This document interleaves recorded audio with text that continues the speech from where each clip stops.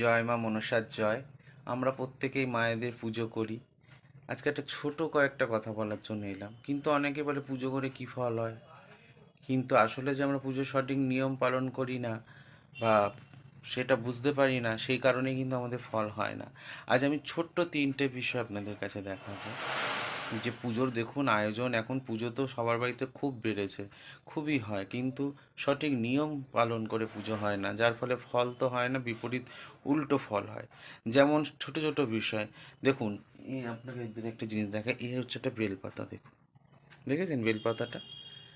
এই যে বেলপাতার মাথাটার বোটাটাকে, অনেকে আছে লম্বা বোটার যে মাথায় বিন্ত অবধি থাকে সেই অবধি পুজো দেয়, কিন্তু এটা চলে না।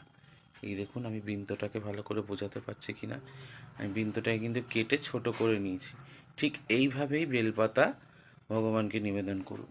আর একটা হচ্ছে তুলসী পাতা।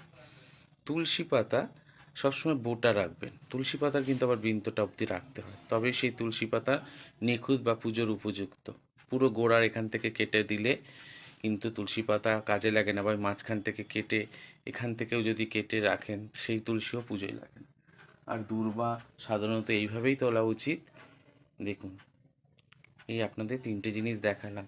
সঠিকভাবে পুজো করুন, সঠিকভাবে ঠাকুরকে রাখুন, নিশ্চয়ই ফল আপনি পাবেন। জয় মা। এরকম কিছু